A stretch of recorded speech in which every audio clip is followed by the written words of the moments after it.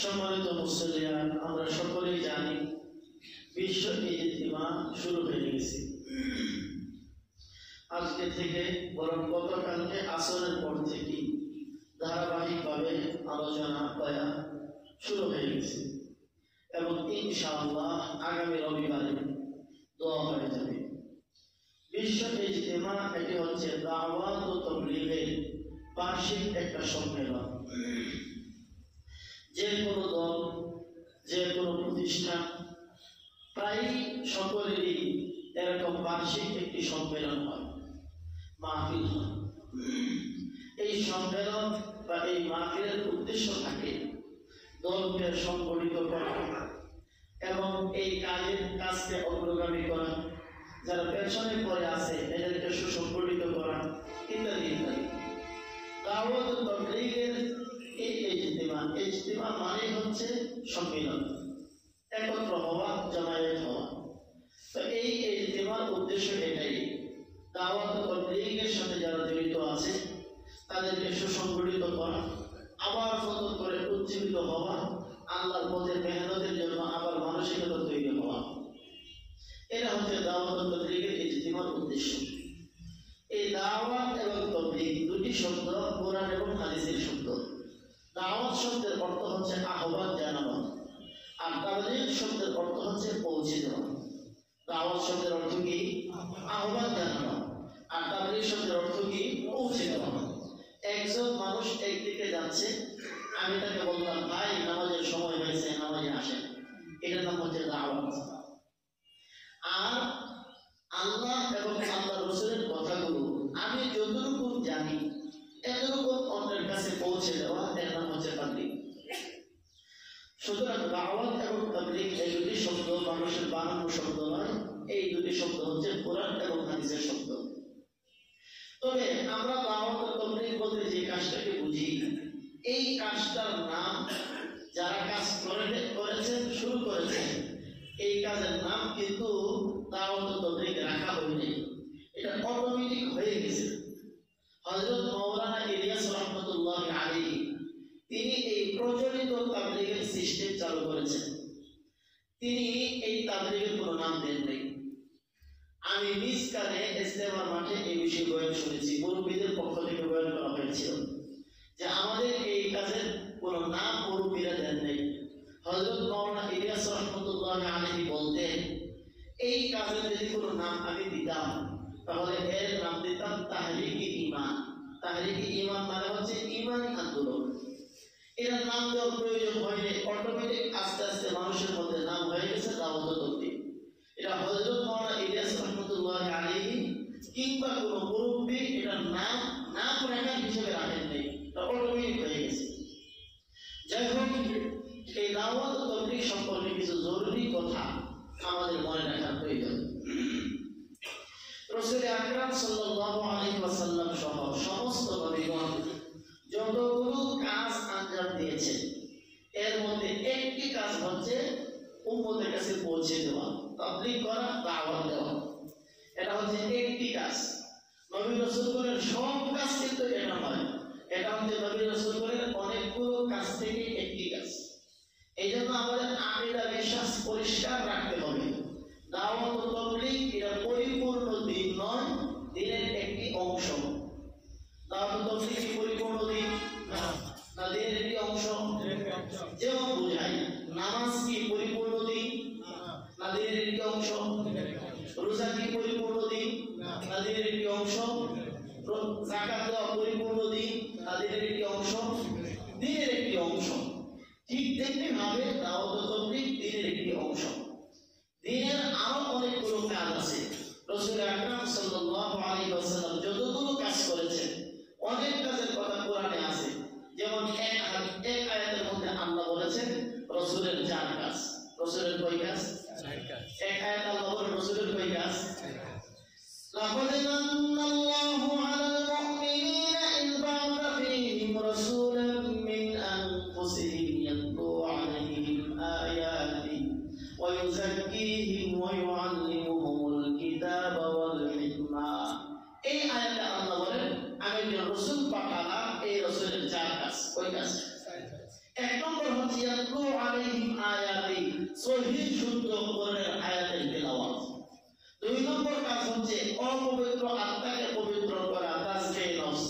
3 নম্বর কাজ হচ্ছে তালিমে কিতাব, কোরআনের ব্যাখ্যা বিশ্লেষণ শিক্ষা দান। 4 নম্বর কাজ হচ্ছে তালিমে হিকমত, নবীর আদর্শ এবং সুন্নাত শিক্ষা দান। এই 4 কাজ এই আয়াতের মধ্যে বলা হয়েছে, এটা আমাদের রাসূলের কাজ ছিল। তাহলে দেখেন এই 4টার মধ্যে একটাও কিন্তু তৌফিক নাই। এই কথা এই জন্য বললাম যে রাসূলের কাজ কি শুধু তৌফিক ছিল না, তাবলীগও রাসূলের কাজ ছিল।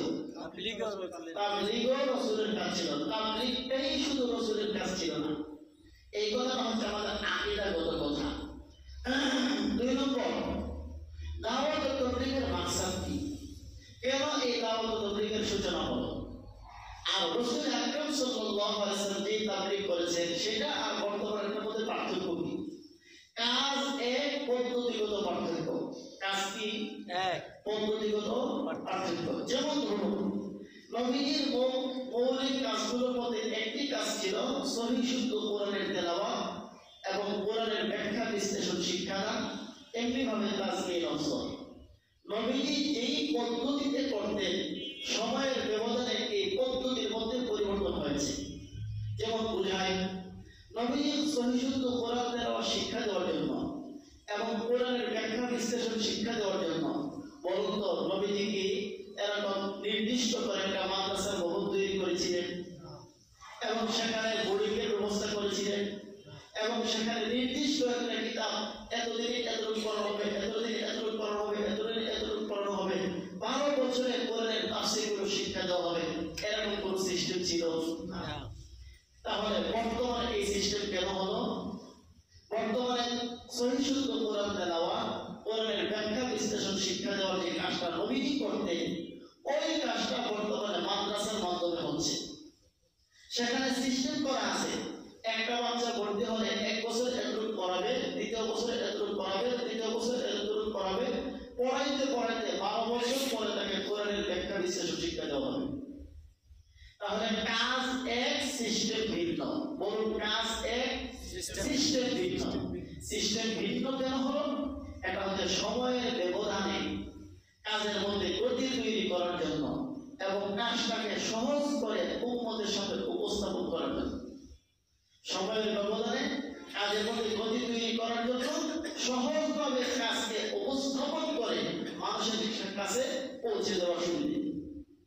নবীজি যে পদ্ধতিতে কোরআন শিক্ষা দিতেন, যে পদ্ধতিতে কোরআনের ব্যাখ্যা বিশ্লেষণ শিক্ষা দিতেন, হুবহু ওই পদ্ধতি যদি এখন রাখা হতো তাহলে এই পরিমাণ আলেম এখন পাওয়া যেত না, যতগুলো আলেম এখন পাওয়া যায়।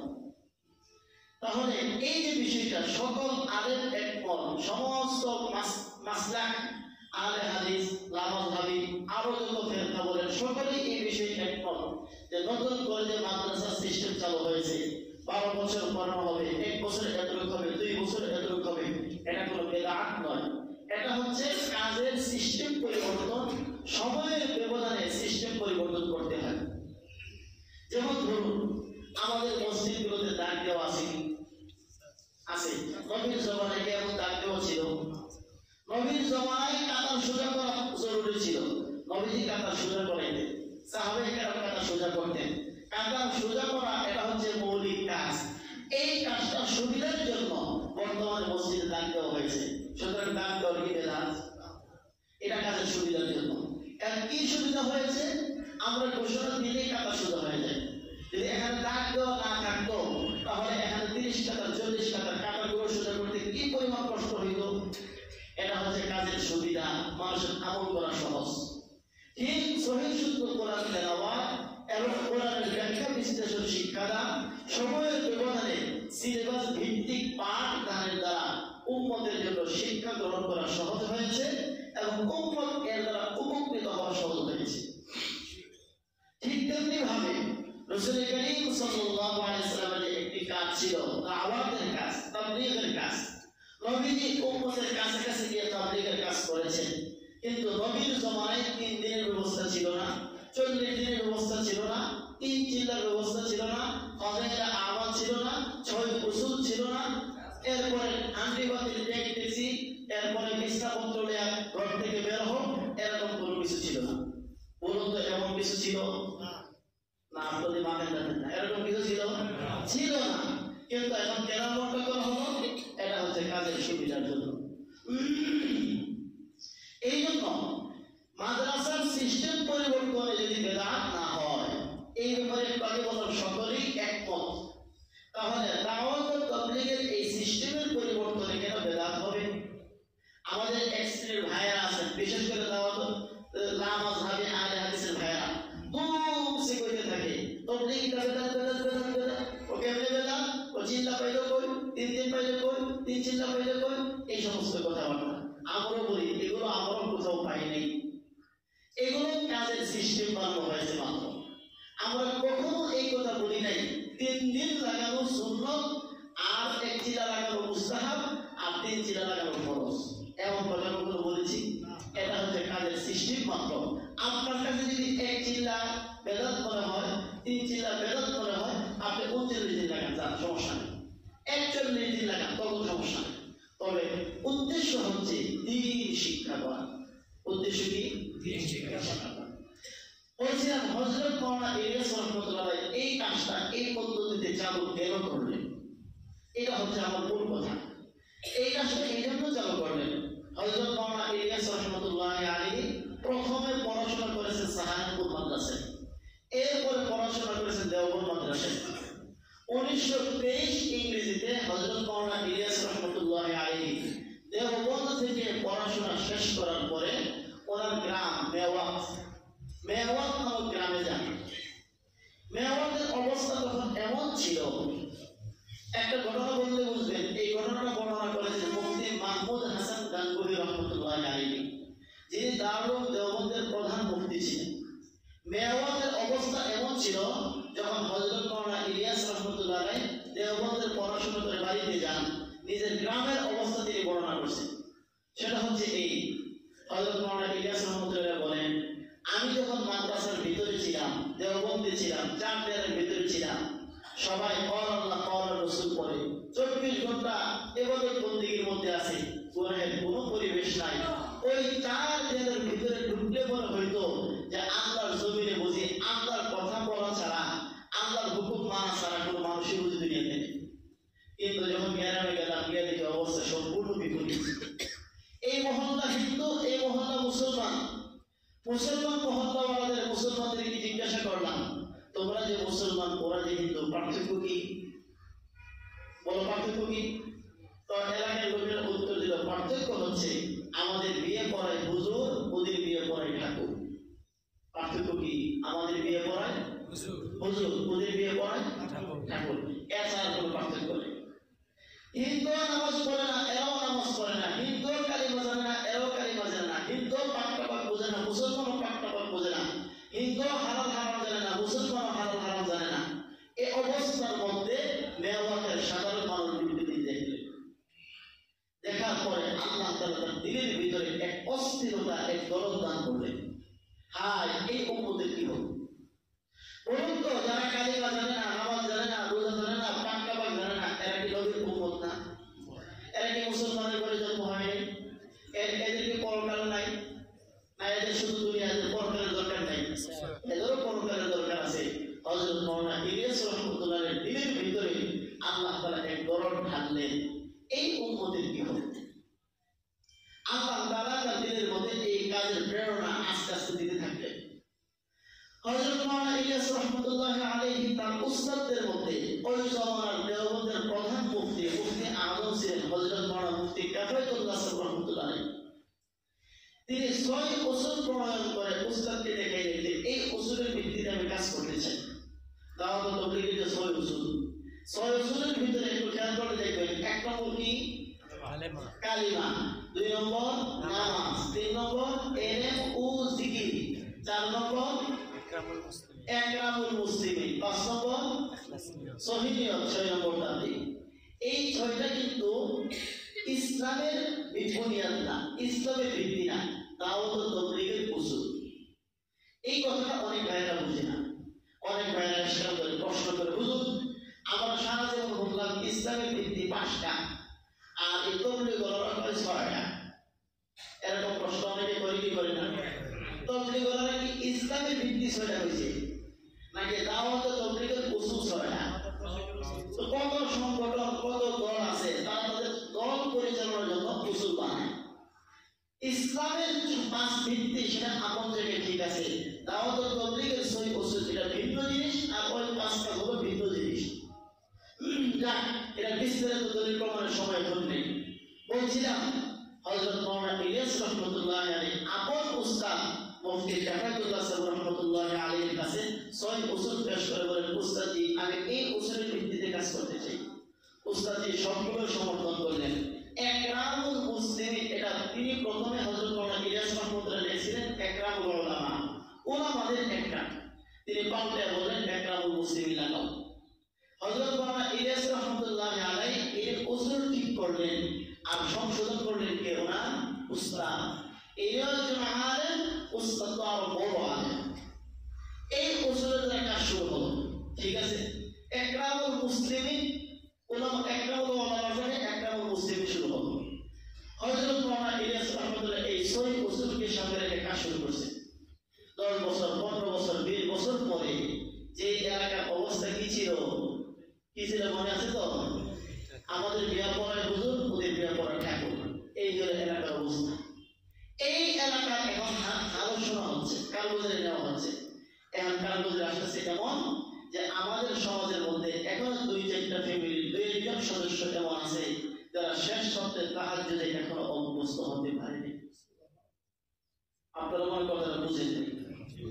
এখনো আমাদের সমাজের 2-4টা পরিবারের 2-4 জন ব্যক্তি এমন আছে যারা শেষ রাতে উঠে তাহাজ্জুদ পড়তে অভ্যস্ত এখনো হতে পারে না। তাহাজ্জুদ কে পড়ে? যে 5 ওয়াক্ত নামাজ পড়ে না সে, না 5 ওয়াক্ত নামাজ গুরুত্বের সাথে পড়ে এমন বহু মানুষ আছে যারা তাহাজ্জুদ পড়ে না। কিন্তু এমন একজনও পাওয়া যাবে না 5 ওয়াক্ত নামাজ পড়ে না কিন্তু তাহাজ্জুদ পড়ে। আছে এরকম? 5 ওয়াক্ত নামাজ পড়ে না কিন্তু তাহাজ্জুদ পড়ে, এরকম কোন পাগল দুনিয়াতে আছে? নাই। আর এমন আছে 5 ওয়াক্ত নামাজ পড়ে কিন্তু তাহাজ্জুদ পড়ে না, এমন আছে। জি। তো যখন এই কাজগুলো শুরু হলো যে এখন তো একটা ফ্যামিলিতে এমন পাওয়া যায় 2-3 জন লোক এরা তাহাজ্জুদে অভ্যস্ত নয়, এর অর্থ হলো এই সমাজের সবগুলো মানুষ এখন 5 ওয়াক্ত গুরুত্বের সাথে নামাজ আদায় করতেছে, শুধুমাত্র এখন তাহাজ্জুদে অভ্যস্ত হওয়ার ক্ষেত্রে কিছু কিছু বাকি আছে। এবার এর থেকে বুঝতে পারেন যে এই কাজ কি অবস্থার উপরে শুরু হয়েছিল আর এই কাজের নতিজায় আল্লাহ তাআলা কি ফলাফল দান করবেন। এই হচ্ছে দাওয়াত ও তাবলীগের কাজের সূচনা।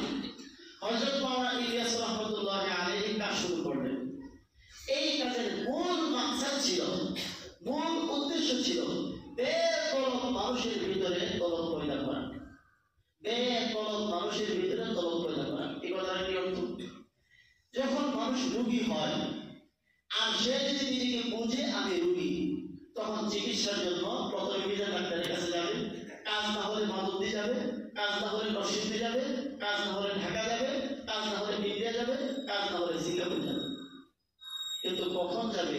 যখন বুঝে আমি একজন রোগী। আর যদি বুঝে না আমি রোগী, ক্যান্সারে আক্রান্ত হয়ে আছে, হঠাৎ করে মারা যাবে, একটা ট্যাবলেট খাওয়ার প্রয়োজন অনুভব করবেন। তাহলে ইলিয়াস রাহমাতুল্লাহি আলাইহি দাওয়াত ও তাবলীগের মেহনতের মূল মাকসাদ ছিল বেতলবের ভিতরে তলব পয়দা করা। যার ভিতরে দ্বীন শিক্ষার কোনো আগ্রহ নাই তার ভিতরে দ্বীন শিক্ষার আগ্রহ পয়দা করা। আমি শুরুতেই বলেছিলাম দাওয়াত ও তাবলীগ কি পুরা দ্বীন নাকি দ্বীনের একটা অংশ? এটা কেমন অংশ? যেই অংশের ভিতরে প্রকৃত অর্থে কোনো মানুষ ঢুকলে, দ্বীনের এমন একটা অংশ যেই অংশের ভিতরে কোনো মানুষ প্রকৃতভাবে ঢুকলে দ্বীনের অন্য সবগুলো বিষয় মানার জন্য সে প্রস্তুত হয়ে যায়। বুঝতে পেরেছেন কথা? তাহলে দাওয়াত ও তাবলীগ দ্বীনের কেমন একটা অঙ্গ যেই অঙ্গের ভিতরে ঢুকলে দ্বীনের অন্যান্য বিষয়গুলো মানার জন্য, আমল করার জন্য প্রস্তুত হয়ে যায়, এমন জজবাটা তৈরি হয়। এই জন্য দাওয়াত ও তাবলীগের একটা উসুল আপনারা সকলেই কমবে জানেন, ফাজাইলে আমাল। ফাজাইল গুলো শিখবো তালিবের হালকায়, মাসাইল গুলো শিখবো আলেমের বলতে শিখিয়া। ফাজাইল শিখবো কোথায়? ফাজাইল বুঝেন তো? ফাজাইল হচ্ছে এই নামাজ পড়লে কি লাভ, দান করলে কি লাভ, যাকাত দিলে কি লাভ, সত্য কথা বললে কি লাভ, ভাই শুনবো তাদের মজলিসের মধ্যে। এই জন্য হযরত মাওলানা জাকারিয়া সাহেব রহমাতুল্লাহ কিতাব লিখেছেন ফাযাইলে আমাল। ফাযাইলে আমাল মানে কোন আমলের কি লাভ, এটা শুনুন। বলুন তো কোন আমলের কি লাভ? এত জানলেই কি মানুষের জানা শেষ হয়ে গেছে নাকি জানা শুরু হয়েছে মাত্র? এখন আপনি জানলেন নামাজ পড়লে কি লাভ, কিন্তু আপনি তো নামাজ এখনো জানেন নাই। লাভের কথাটা শোনার পরে আপনার ভিতরে দরদ তৈরি হবে, আমার তো নামাজ পড়ার দরকার। এখন আপনি নামাজ শিখবেন কিভাবে? এই যেভাবে শিখবেন এটার নাম হচ্ছে মাসাইল। যেভাবে শিখবেন এটার নাম হচ্ছে কি মাসাইল। মাসাইলের ব্যাপারে কি বলা হয়েছে? আলেমের কাছে যাও গিয়ে শিখো। তো দাওয়াত তাবলীগের উসুল ছিল মাসাইলে আমাল, আমলের ফজিলতগুলো মজলিসে বসে শিখো, আর মাসাইলগুলো আলেমের কাছে গিয়ে শিখো।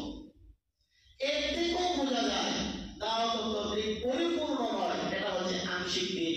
পরিপূর্ণ দিন শিখতে চাইলে আলেমের কাছে যাওয়া লাগবে। কথা বলুন ঠিক কিনা? আজকে যে আমরা ভুল পথে আছি, কিছু বেদিশা মানুষ আছি, এর মূল কারণ হচ্ছে আমাদের ভিতরে তাবলীগকে পরিপূর্ণ ঢুকাইতে পারিনি।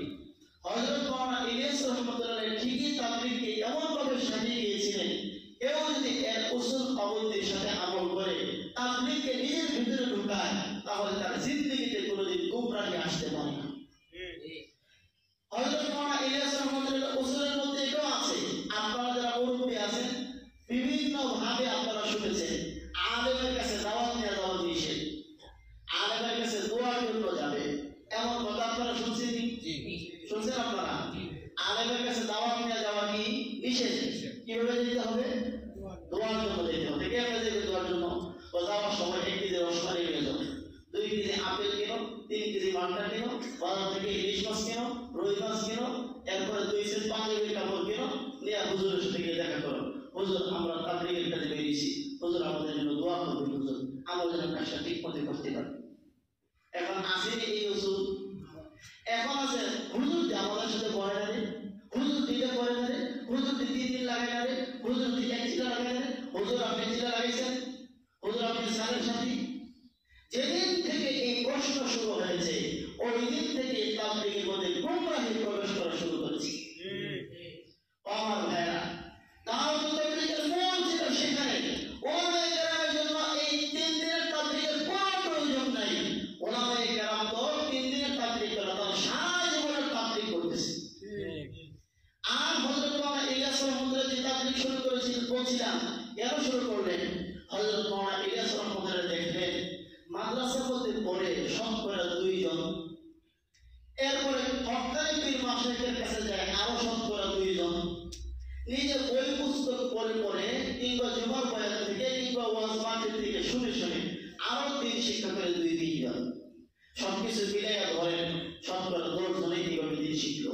আরো হইল কয়জন? এই 90 জন শিখবে কিভাবে? এই 90 জন শিখার জন্য দাওয়াত তাবলীগের বেতন। চলো বের হও, শিখো, চলো আল্লাহর রাস্তায় বের হও এবং শিখো। সুতরাং এটা শিক্ষার জন্য ছিল। দাওয়াত তাবলীগ একটা শিক্ষার কোর্স। কি শিখবে? কালিমা সহি শুদ্ধ না, ওখানে গিয়ে শিখো। নামাজ সহি শুদ্ধ না, ওখানে গিয়ে শিখো। সূরা কেরাত গুলো জানো না, ওখানে গিয়ে শিখো। দোয়া মাস্তা কিচ্ছু জানো না, আত্মারিয়াত পারো না, দোয়া কবুল পারো না, ওখানে গিয়ে শিখো। এই জন্য যেহেতু এটা হচ্ছে একদম প্রাথমিক লেভেলের শিক্ষা, নাকি হাই লেভেলের, ওখানে গেলে 50 বছর একজন তাবলীগ করে আমার মসজিদে এমনি লাগাই দেন, এমনি করতে পারবো না? কেন পারবো না? সমস্যা রেখে না, ওনার রাশিটা পড়ানো হয় না সহজ হিসাব। এটার জন্য আরো উচ্চ লেভেলে উঠতে হবে, আরো উচ্চ পড়াশোনা করতে হবে, আরো উচ্চ লেভেলে উঠতে হবে, আরো উচ্চ পড়াশোনা করতে হবে। আপনাকে যদি এরকম তাবলীগের আমির সাহেব দাঁড় করে দেন, আপনি বলবেন নামাজ, তার জুব্বা, তার পাগড়ি, তার টুপি সবকিছু আমার সেই ভালো, এরপর তার কিছু নামাজ পড়বেন না। কেন করবেন না? এটা তো 50 বছর ধরে তাবলীগ করে। উত্তর একটাই, তিনি তাবলীগ করতে পারেন কিন্তু ইমাম হওয়ার জন্য যে যোগ্যতা তার ভিতরে সেই যোগ্যতা নেই। এটা আরো উচ্চ লেভেলের যোগ্যতা। সেই যোগ্যতায় পৌঁছার জন্য ভিন্ন শিক্ষা প্রতিষ্ঠানে পড়তে হবে। তাবলীগে এর যে নিম্ন স্তরের পড়াশোনা হয়, শুধু প্রাথমিক লেভেলের পড়াশোনা হয়। যতটুক না পড়লে মানুষ মুমিন হতে পারে না, যতটুক না পড়লে নিজের নামাজ সহি হয় না, যতটুক না পড়লে মানুষ আল্লাহকে চিনে না, এত প্রাথমিক পড়াশোনার শিক্ষা দেওয়ার নাম হচ্ছে তাওহীদ। এই কথাগুলো ওলামায়ে কেরাম, এটা হচ্ছে হাকিকত। এই জন্য তাবলীগে গেলে ওখানে বসে বসে তাফসীর শিখায়, হাদিসের ব্যাখ্যা বিশ্লেষণ শিখায়, কি শিখায়? কালিমা সহিশুদ্ধতম এবং বসো লা ইলাহা ইল্লাল্লাহ শিখতেছে। আগে বলতাম লে লে ইল্লাল্লে, আছে না এরকম? লে লে বাদে লা ইলাহা ইল্লাল্লাহ, এই সহিশুদ্ধ। আগে বলতাম আলেহা মেনু, এরকম বলতাম। তবলিগ আল হামদু, এই সহিশুদ্ধ করে শুনেছি। একজন মানুষ সে একের পর এক জিল্লা লাগাইতেছে, জিল্লা লাগাইতেছে, জিল্লা লাগাইতেছে। কি নষ্ট করে? সূরা ফাতিহা নষ্ট করে, ফালাক নাস নষ্ট করে, ইন্না তাইনা কুল আল্লাহ নষ্ট করে। কোনদিন শুনছেন সূরা বাকারা নষ্ট শুরু করছে? তা কোনদিন শুনছেন? ঠিক আছে, যাক, আমি যখন মোটামুটি 10 বছর এই জিল্লা লাগাইছি, এবার সূরা বাকারা তাফসীর নষ্ট করব, হইছে? এটা লেভেলটা হচ্ছে প্রাথমিক। 6 সূরা 5 শিখবা, সূরা ফাতিহা 8টা সূরা, যতটুকু না হলে তুমি নামাজ পড়তেই পারবা না, এগুলো শিখো। এটা হচ্ছে আংশিক তাবলীগ। আর ওলামায়ে কেরাম যা করে তা হচ্ছে পরিপূর্ণ তাবলীগ। কিভাবে? আল্লাহ তার রাসূলকে বলেছে, ইয়া আইয়ুহার রাসূল, হে রাসূল, বাল্লিগ মা উনজিলা ইলাইকা মির রাব্বিক, আপনার রবের পক্ষ থেকে যা আপনার কাছে নাযিল করা হয়েছে সব আপনি পৌঁছান। বলুন তো, রবের পক্ষ থেকে নবীর উপর কি নাযিল করা হয়েছে? কি নাযিল করা হয়েছে? কোরআন। কোরআন কি শুধু 5 সূরা না? সূরা ফাতিহা, ফালাক নাস, ইন্না তাইনা কুল আল্লাহ, 5 সূরা না কোরআন? সূরাতুল ফাতিহা থেকে শুরু করে আলিফ লাম মিম থেকে শুরু করে নাস পর্যন্ত পুরোটা পৌঁছানোর কাজ হচ্ছে নবী, যা হচ্ছে পূর্ণ তাবলীগ। আর নায়েবে নবী যিনি হবেন, তার কাজ হচ্ছে সূরা ফাতিহা থেকে নাস পর্যন্ত পৌঁছানো। আর এই জন্য নায়েবে নবী মানে ওলামায়ে কেরাম, তাদের দায়িত্ব হচ্ছে পূর্ণ তাবলীগ। পূর্ণ তাবলীগ জীবনও হবে না, পূর্ণ তাবলীগের জন্য আজীবনও নাই। বুঝতে পারছেন?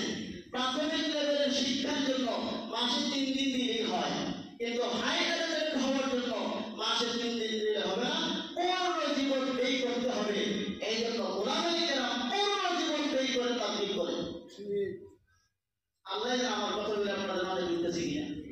আল্লাহ বলেন, ইয়া আইয়ুহার রাসূল বাল্লিগ মা উনজিলা ইলাইকা মির রাব্বিক ওয়া ইন লাম তাফআল ফামা বাল্লাগতা রিসালাতা ওয়াল্লাহু ইয়াসিমুকা মিনান নাস। হে রাসূল, আপনার রবের পক্ষ থেকে যা নাযিল করা হয়েছে সব পৌঁছান। আপনি যদি সামান্য কিছু পৌঁছাতে অবহেলা করেন, একটা আয়াত পৌঁছালেন না, তাহলে কি দায়িত্ব পালন করে নেই? 6000-এর উপরে কোরআনে কারিমের আয়াত আছে, 6226টি আয়াত। 6666টা ভুল কথা। 6226 খানা আয়াত কোরআনে কারিমের 70 আয়াত পৌঁছানো নবীর দায়িত্ব। যারা নবীর নায়েব হবে তাদের দায়িত্ব হচ্ছে 70 আয়াত পৌঁছানো। এবং বলুন তো, 70 আয়াত কি প্রাথমিক লেভেলের ছাত্রকে শিক্ষা দেওয়া সম্ভব? এই জন্য তাবলীগ যেহেতু প্রাথমিক লেভেলের শিক্ষার্থী, এদেরকে সম্পূর্ণ শিক্ষা হবে না। এর জন্য একটা হাই লেভেলের শিক্ষা প্রতিষ্ঠান প্রয়োজন, আর তার নাম হচ্ছে মাদ্রাসা। মাদ্রাসায় ভর্তি হওয়ার পরে 12 বছর লাগিয়ে আমরা তাবলীগ করি। আলহামদুলিল্লাহ, আমি প্রায় 10 বছর যাবত তাফসীরে জালালাইনের প্রথম 10 পারা পড়াই। এই যে প্রথম 10 পারা আমি পড়াই, এখানে তাফসীরের কি পড়াই? শব্দের বিশ্লেষণ, অর্থ, ব্যাখ্যা, এগুলো পড়াইছে 10 বছর ধরে। যদি সূরা ফাতিহা আর 4-5টা সূরা কষ্ট করলে তাবলীগ হয়, আমি যে 10 পারা পড়াই, এটা কি তাবলীগ হইব না? কি বলেন, তাবলীগ হবে কি হবে না? আপনি যেরকম 5 জনকে নিয়ে 10 জনকে নিয়ে হালকা বানায় মসজিদে শিখতেছেন, শিখাইতেছেন, এরা যদি তাবলীগ হয়, আমি তো 50 জন 100 জন ছাত্র নিয়ে সূরা ফাতিহা থেকে তাফসীর শুরু করলাম, 1 বছরে 10 পারা পড়ালাম, এটা কি তাবলীগ হবে না? যদি সত্যি আপনার বিবেক থাকে আর নিজের বুঝ থাকে, অবশ্যই আপনি এটাকে তাবলীগ বলতে হবে। যদি না বলেন তাহলে বুঝে গেল আপনার বিবেক দিনের সহি বুঝ নাই। আল্লাহ সহি বুঝ দান করুন, আমিন। বলছিলাম, এই দাওয়াত তাবলীগ হযরত মাওলানা ইলিয়াস রাহমাতুল্লাহ চালু করেছেন কেন? ওই যে 10% মানুষ, ওয়াজ মাহফিলে বিভিন্ন দিন শিখে, কিন্তু 90% মানুষ কেমন আছে যারা এই পদ্ধতিতে দিন শিখতে পারে না। যেমন ধরুন মাদ্রাসায় গিয়ে দিন শিক্ষা করা, যাদের বয়স 50, 40, 30 হয়ে গেছে, এরা কি পড়তে হতে পারবে? পারবে না। পড়তে হতে পারবে না, কারণ ওখানে কিছু রুলস আছে, নিয়ম কানুন আছে। এই নিয়ম কানুন আপনি মানতে পারবেন না। উস্তাদের ডান্ডার বাড়ি খেয়ে কোনো লাগবে। এই জন্য একটা নতুন সিস্টেম, কাজ করার সিস্টেম নতুন আল্লাহ তাআলা চালু করেছেন হযরত মাওলানা ইলিয়াস রাহমাতুল্লাহ আলাইহির মাধ্যমে। এবং এই কাজটাকে আল্লাহ তাআলা এমন ভাবে কবুল করেছেন, পৃথিবীতে যেখানে মানুষ আছে সেখানে দাওয়াত তবলীগ আছে। পৃথিবীতে যেখানে মানুষ আছে সেখানে কি আছে? দাওয়াত তবলীগ আছে। বাংলাদেশ তো বটেই, পৃথিবীর এমন কোন এলাকা নাই যেখানে সূর্য ওঠে সূর্য ডুবে আল্লাহর বান্দা আছে, আল্লাহর বান্দি আছে, সেখানে আল্লাহ তাআলা দাওয়াত তবলীগের কাছে পৌঁছায় দিয়েছে। এই জন্য এটাকে বলা হয় বিশ্ব ইজতিমা, অর্থাৎ পুরো বিশ্ব থেকে মানুষ এখানে জমায়েত হয় দাওয়াত তবলীগের নিষ্পত্তি। আল্লাহ তাআলা আমাদের এই বাংলাদেশকে দুইটা জিনিসের মাধ্যমে পুরো পৃথিবীতে সম্মান দিয়েছেন। এর মধ্যে একটা হচ্ছে ইজতিমা। এই ছোট্ট বাংলাদেশে প্রতি বছর ইজতিমা হয়, বিশ্বের বিভিন্ন দেশ থেকে লোক আসে। আর একটা হচ্ছে পবিত্র কোরআন কারীম। সারা পৃথিবীতে 100 দেশ 200 দেশের মধ্যে যখন কোরআনের প্রতিযোগিতা হয়, আমাদের বাংলাদেশে 8 বছর 10 বছরের ছোট্ট ছোট্ট বাচ্চারা বিশ্বের মধ্যে কোরআনের চ্যাম্পিয়ন হয়। কথা বলুন ঠিক কিনা? কোরআনের মাধ্যমে পুরো বিশ্বের চ্যাম্পিয়ন বাংলাদেশ। এমনি ভাবে বিশ্বের ইজতিমার মাধ্যমে বাংলাদেশকে আল্লাহ পুরো পৃথিবীতে এক অনন্য মর্যাদার আসনে উচ্চিত হওয়ার তৌফিক দান করেছেন। এই জন্য এটা শুধুমাত্র আমাদের দিনই তাকাতে তো বটেই, পাশাপাশি গর্বেরও বিষয়। আল্লাহ তাআলা কিয়ামত পর্যন্ত যেন দাওয়াত তবলীগের এই ইজতিমাকে আমাদের দেশের জন্য কবুল রাখেন, স্থায়ীভাবে থাকে।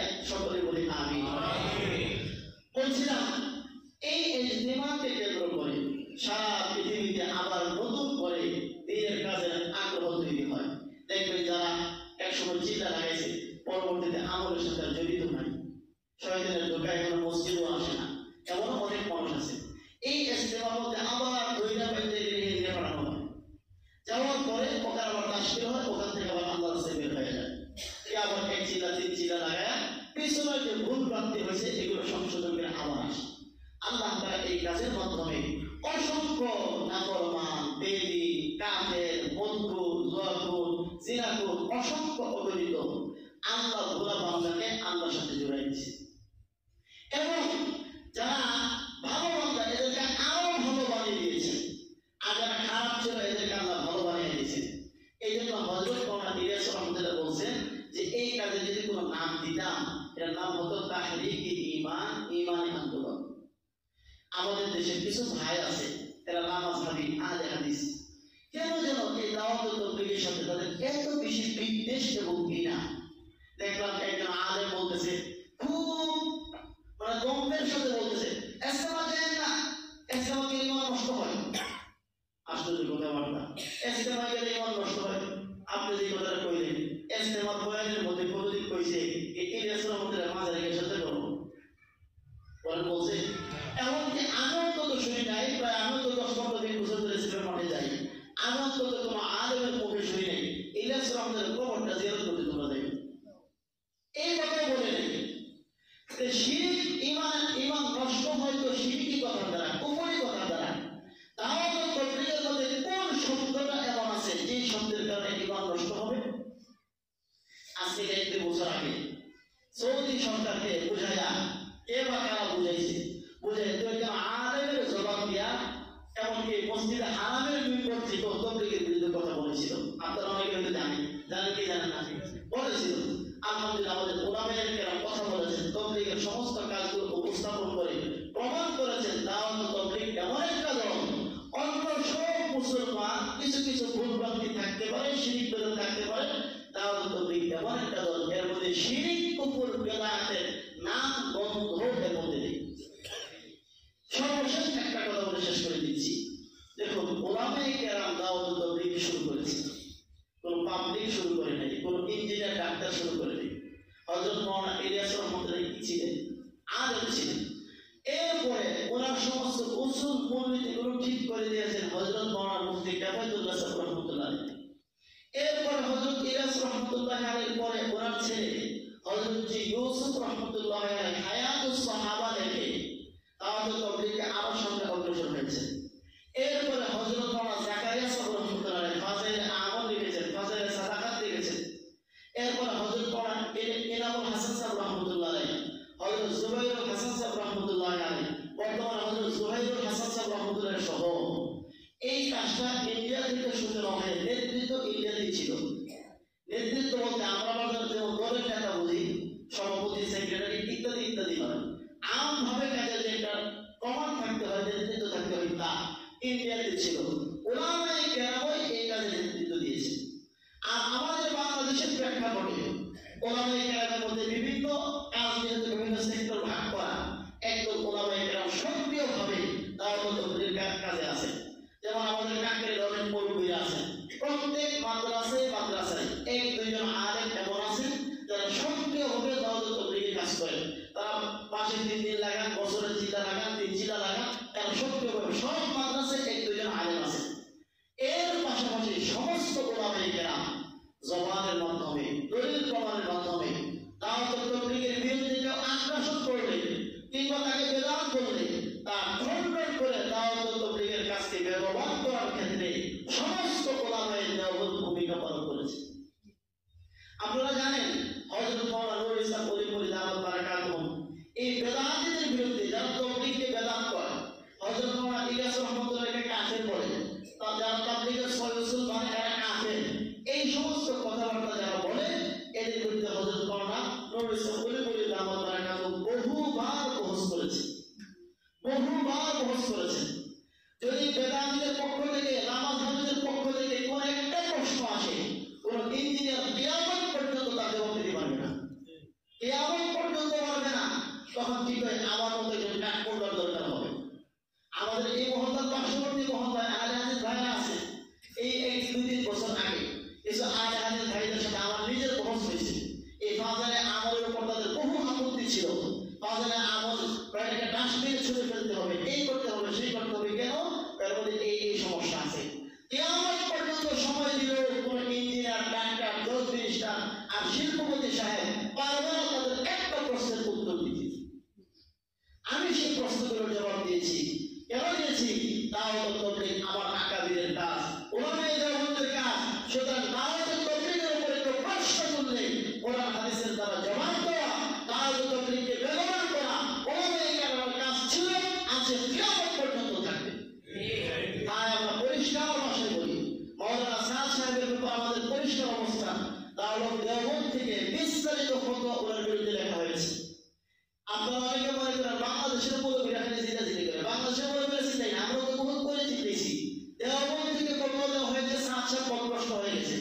সুতরাং এই দাওয়াত তাবলীগ সাদ সাহেবের কাজ নয়, দাওয়াত তাবলীগ হচ্ছে উলামায়ে কেরামের কাজ, সর্বোপরি নবী রাসূলের কাজ। যারা ব্যক্তির তাবলীগ করেন, সাদের পিছনে ঘুরে পথভ্রষ্ট হন, কোনো আপত্তি নাই। আর যারা সত্যিকারের ইলিয়াস রহমাতুল্লাহের আদর্শের উপর তাবলীগ করেন, এখনো সাদ সাহেবের উস্তাদগণ বেঁচে আছে। হযরত মাওলানা ইব্রাহিম দেওলা সাহেব আছেন, আহমদ রাম সাহেব আছেন, যারা সাদ সাহেবের উস্তাদ, এলেমের মধ্যে মুরব্বী, কাজের মধ্যে মুরব্বী, সর্বদিক থেকে মুরব্বী, এরা আমাকে ইসলামের মাঠে অবস্থান করতেছে। আল্লাহ তাআলা কাউকে যদি বিবেক দান করে, ঈমান দান করে, সত্যিকারের হেদায়েতের উপর থাকে, বোঝার জন্য এতটুকু যথেষ্ট। মাওলানা সাদ সাহেবকে শুধু বাংলাদেশের আলেম করা হয়, দেওবন্দ থেকে স্পষ্ট ভাষায় তার গুমরাহের উপর ফতোয়া দেওয়া হয়েছে।